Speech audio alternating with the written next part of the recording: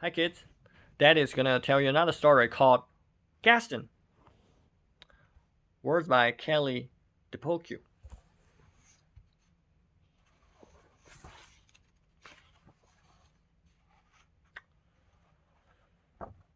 Mr. Poodle admired her puppies, Fifi, Fufu, Olala, and Gaston. Would you like to see them again? Fifi, Fufu, Olala, and Gaston? Perfectly precious, aren't they? Mrs. Poodle thought so too. The puppies grew as puppies do. 3 were no bigger than teacups. The fourth, however, continued to grow and grow until he was the size of a teapot. Mrs.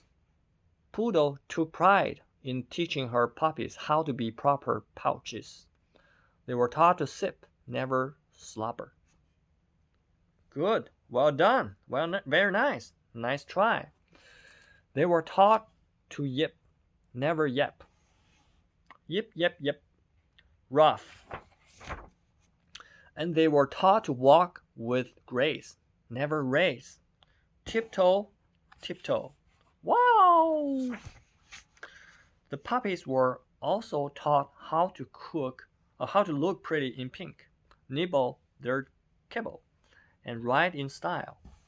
Whatever the lesson, Gaston always worked the hardest, practiced the longest, and smiled the biggest. Mrs. Poodle was very pleased with all her puppies, Fifi, Fufu, Olala, and Gaston. Spring arrived, and the proud mother was eager to show off her darlings. She took them to the park for their very first stroll in public. There was much to see: daffodils, ducklings, dogs. Oh dear, who do we have here? Rocky, Ricky, Bruno, and Antoinette. Would you like to see them again? Rocky, Ricky, Bruno, and Antoinette. This was more than a little awkward. The mothers size up the pups. The pups size up one another.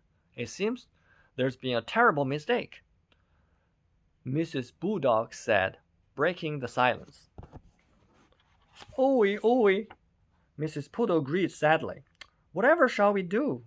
Mrs. Bulldog couldn't come up with an answer. "I guess we'll let them decide," she replied at last. Gaston and Antoinette were young, but even they could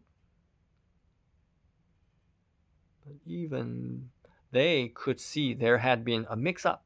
The 2 puppies began to circle round and round the group. Gaston walked with grace. Antoinette raced.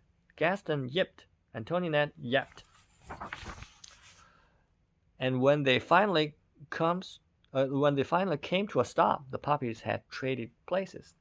There, that looked right. It just didn't feel right. That evening, Antoinette tried to fit in with her new sister, but she didn't like anything proper or precious or pink. Pooey! On the other side of town, Gaston tried to fit in with his new brothers, but he didn't like anything brutish or browny or brown. Yuck! Antoinette and Gaston weren't the only ones who were having a hard time adjusting. The next morning, Mrs. Poodle forgot all about being proper and raced back to the park. Mrs. Bulldog was already there, waiting with her burly brood. "It seems we've made a terrible mistake," she nearly shouted. "Ooey, ooey," Mrs. Poodle agreed happily. This time, Gaston and Antoinette wasted no time trading places. There, that looked right, and it felt right too. From that day forward, the families met in the park every afternoon to play. Rocky, Ricky, Bruno, and Antoinette taught the poodle puppies a thing or two about being tough. Likewise, Fifi, Fufu, Olala, and Gaston taught the bulldog puppies a thing or two about being tender. And many years later, when Gaston and Toninette fell in love and had puppies of their own, they taught them to be whatever they wanted to be. The end.